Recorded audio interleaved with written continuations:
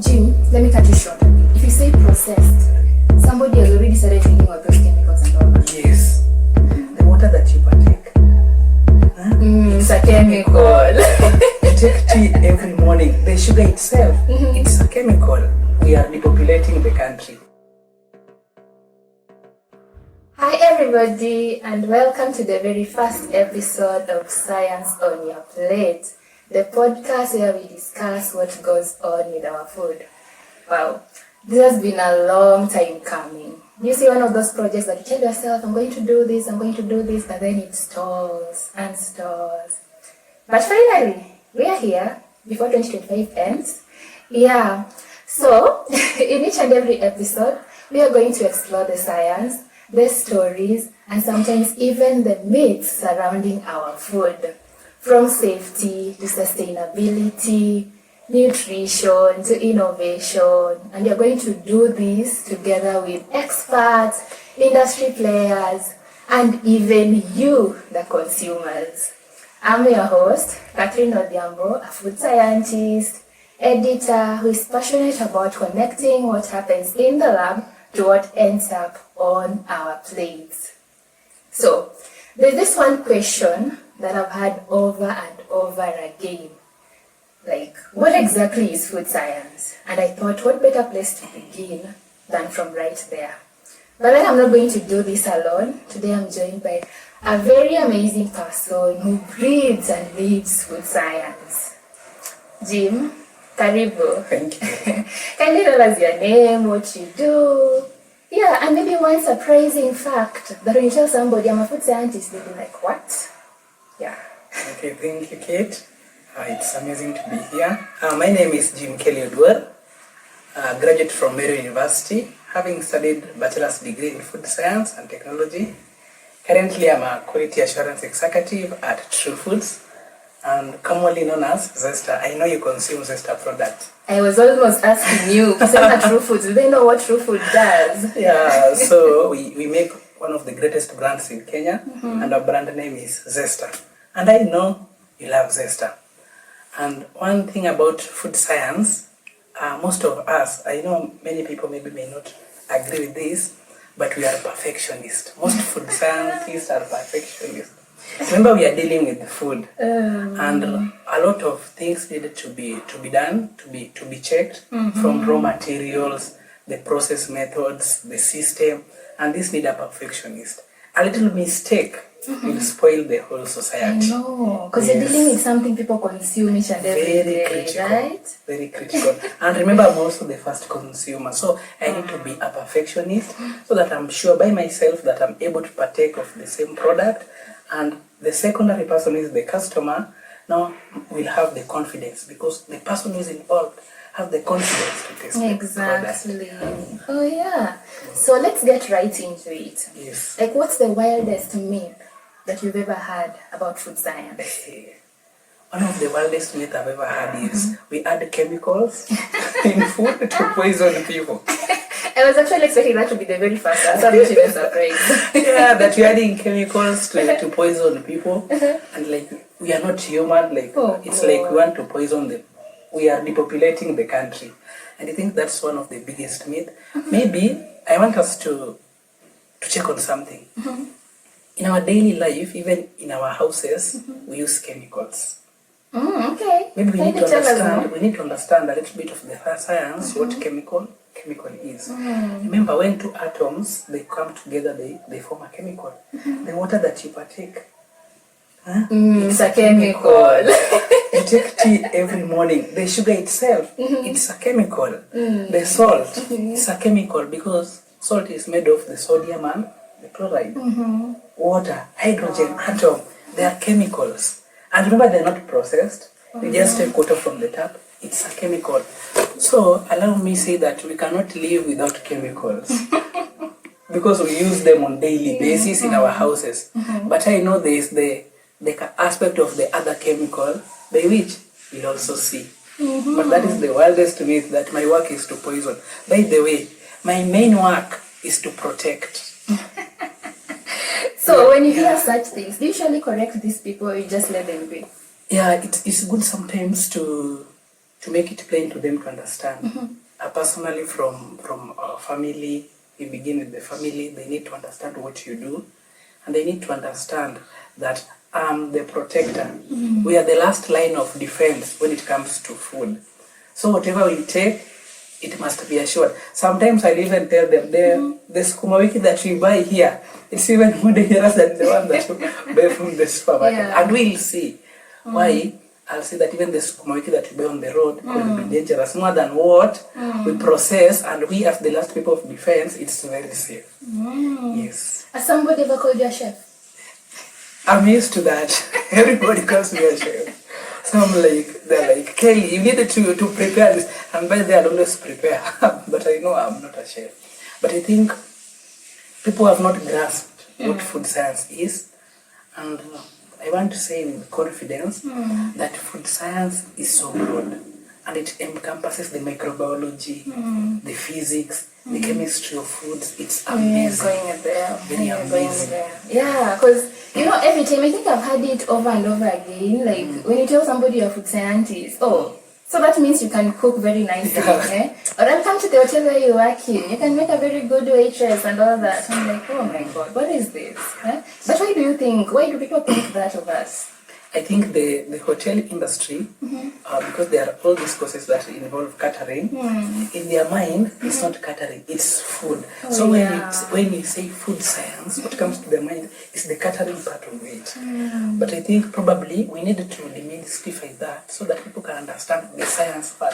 When we talk about the science, we talk about the chemistry of foods, the physics of food, the microbiology of foods. All this aspect makes the food science. Exactly. So, if you want to just clear things up, what now is food science? You're telling us microbiology, chemistry. So now tell us, what is this food science in just layman's language? In layman's language, food science is the application, I'll say it's the application of different technologies to ensure that what you consume is safe. Why do I say technologies? Because when it comes to catering, catering, it's more of manual. But when it comes to food science, it is more of technological and human behavior. You see, and systems. Oh yeah. Yes. So like when you're going to process something like what? Let's say Indomie. Yes. Yeah? Or we can even use the hotel industry since they view us as chefs and all that. Yes. Because we even have food scientists in hotels. It's true. A chef will go and just cook the food. Yes. But then a food scientist will now ensure this person uses prescribed methods, right? Yes. Don't bypass this temperature, make sure you wash it, the water must be at this temperature and all that. Yeah, something like that. Yes. That is what differentiates us now from a chef. Exactly. Correct. Okay, so that's one thing actually I love about food science, because we're just making food safe for everyone and all that. Correct. But let me ask you, if you want a food scientist, what everyday thing would confuse you the most about how it's made? I'll say bread. Oh, bread, why? Yeah, I think there's something that I realized about bread. People think it's just wheat. You take the wheat to the oven, it's ready. But I realized there's some complex reactions that happens to bread. I've never worked in a bread industry, but there's something I learned about bread. You just don't need to take any type of wheat. There's something called the gluten in bread. And when you look at the chemistry of gluten network and how it reacts, how it, during fermentation, it traps the air bubbles, how the bread rises, because it's the gluten that traps the air bubbles, and the bread will rise. It's a whole chemistry of it. And it's an amazing chemistry, and sometimes I sit and wonder. And maybe the other one is milk, ice cream. There's a technology in ice cream called the overrun. And it's an amazing process, the overrun. It's purely physics.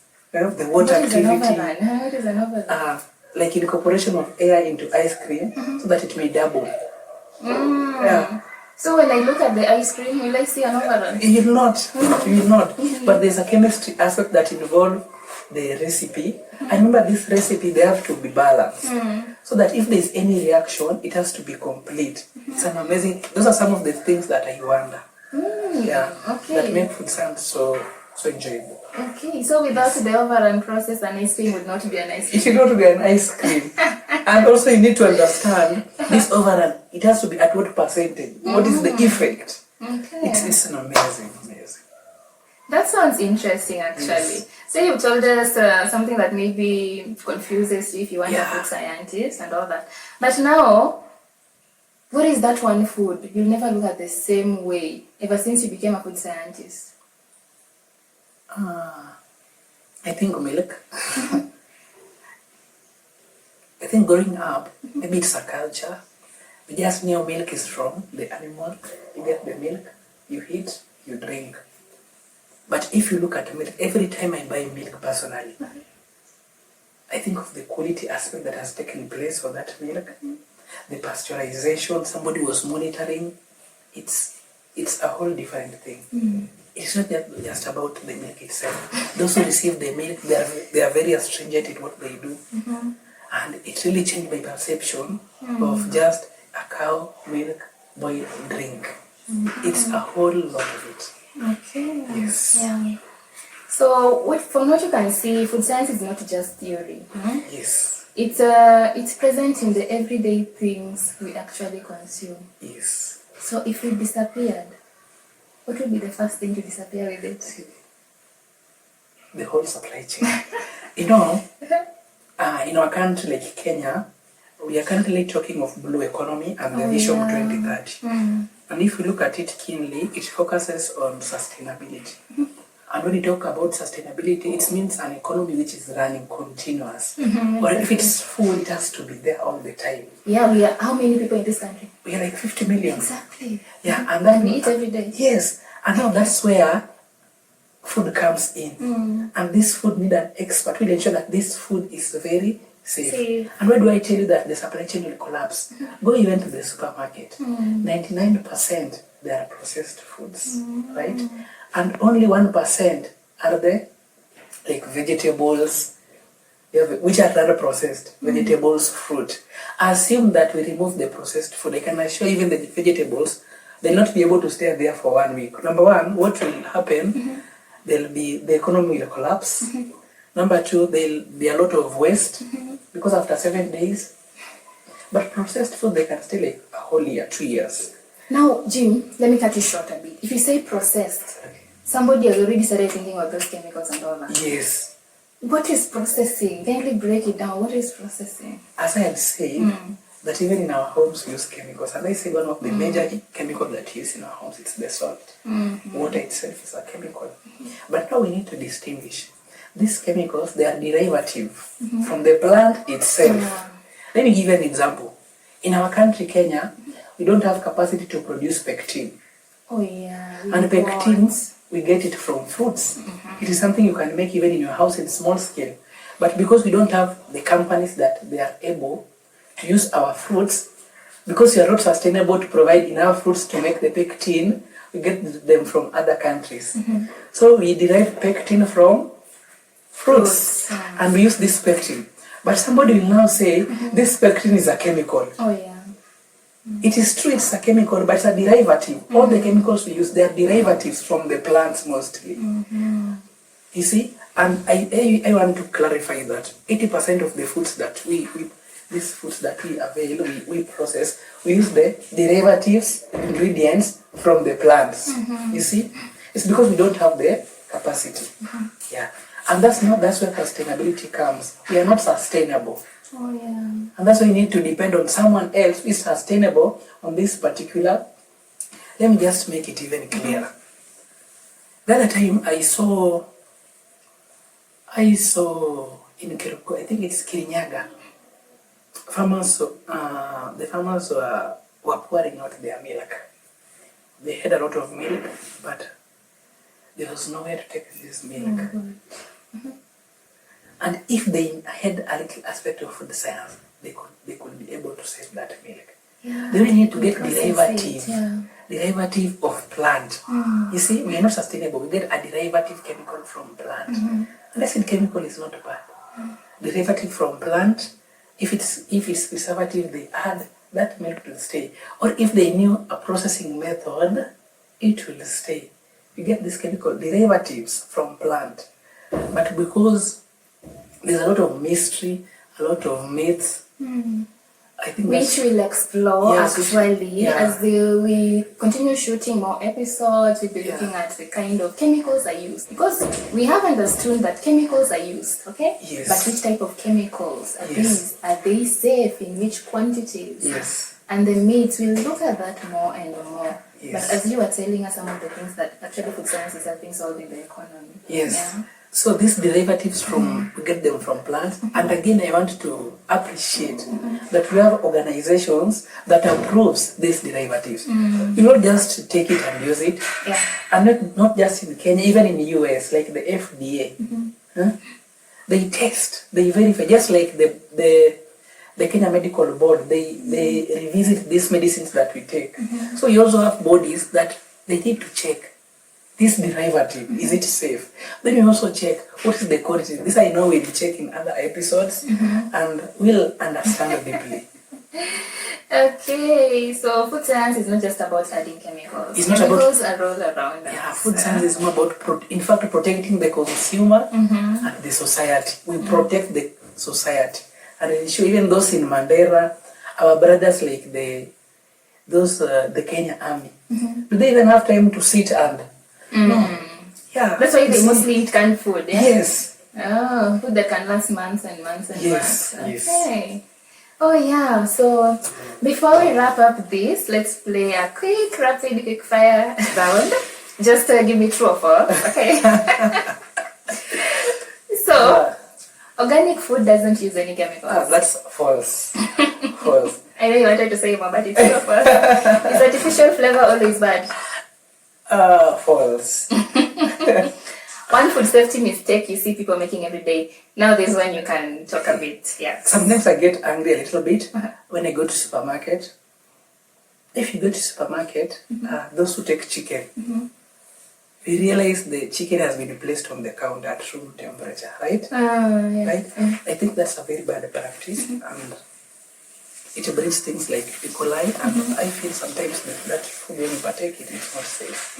People need to understand the thawing process. Number one, when you are thawing, because they put it in the freezer, then in the morning they have to remove them and place them on the shelf at room temperature.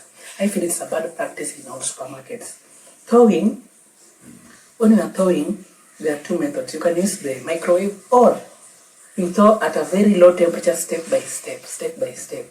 But most supermarkets, they use room temperature, and room temperature is it's a gateway for microbial growth. You see, and it's something that we need to push the supermarkets. Okay. Yeah. So this has been such a fun start to this podcast, and I hope at least people have gotten a little bit of what food science is about. So if there is just one thing you'd want our audience to take away from this conversation, what would it be? I'll say this with clarity, that food science, it's about protecting the food. Food science, it's about ensuring that we have a sustainable economy. Food science, it's about ensuring that even those brothers who are in semi-dry places, like Mandera, the Kenya Army, they are provided with foods which are very safe. Maybe just to say, I want to appreciate Ryan's Foods company. They recently came up with Uji Mix. Yeah, I know it. Yeah, Uji Mix. Yeah. So you see, our friend at the war, in the war there, the other side, they just need water. They add, you drink. I appreciate the work of food science. Yeah. Thank you so much, Jim, and thank you for tuning in. If you enjoyed this episode, don't forget to subscribe and share it, because next time we are flipping the script. We'll be hearing from you, the consumers, on what you really think about the food on your plate. Do you trust it? Do you question it? We'll be bringing this conversation onto the table. Until next time, keep testing, keep questioning, and keep finding the science on your plate. Bye!